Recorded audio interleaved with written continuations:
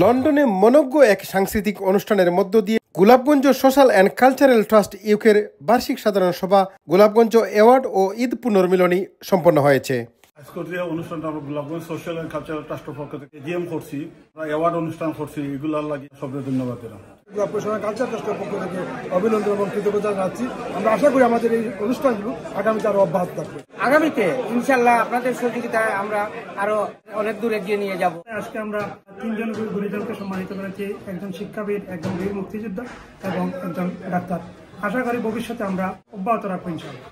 সোমবার পূর্ব লন্ডনের এন্টারপ্রাইজ একাডেমিতে সংগঠনের সভাপতি মোহাম্মদ দিলওয়ার হোসেনের সভাপতিত্বে ও সাধারণ সম্পাদক মাসুদ আহমদ জোয়ারদারের পরিচালনায় অনুষ্ঠিত সভায় পবিত্র কোরআন থেকে তেলাওয়াত করেন হাফিজ তানজিদ কাদের। অনুষ্ঠানের সাধারণ সভায় আর্থিক রিপোর্ট পেশ করেন সংগঠনের সাধারণ সম্পাদক মাসুদ আহমদ ও কোষাধ্যক্ষ কাউসার আহমদ জগলু। দ্বিতীয় পর্বে দেশে বিদেশে বিশেষ অবদানের জন্য গোলাপগঞ্জের ৩ গুণী ব্যক্তি বীর মুক্তিযোদ্ধা আবুল কাশেম খান, শিক্ষাবিদ তসুর আলী ও খ্যাতিমান চিকিৎসক ডাক্তার মোহাম্মদ সাইফুল আলম হান্নান জুয়েলকে গোলাপগঞ্জ অ্যাওয়ার্ড 2025-এ সম্মানিত করা হয়।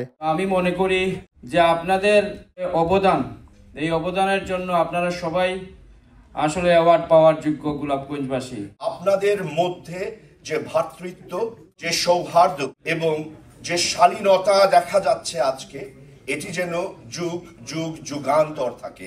আমি অসংখ্য ধন্যবাদ জানাই গোলাপগঞ্জ কালচারাল ইউকে ট্রাস্টকে এই আয়োজন করার জন্য। Golapganj social and cultural trust UK, you've done a fantastic job. আজকের যে গুণীজনদের সম্বর্ধনা দেওয়া হলো, এতে করে আমরা গোলাপগঞ্জবাসী সবাই আমরা খুবই আনন্দিত। And thank you very much for awarding me this honor.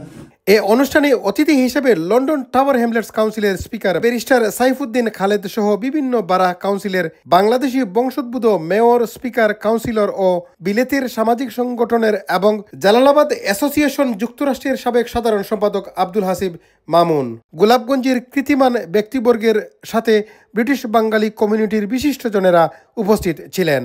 Chowdhury Murad, NRB TV news, London.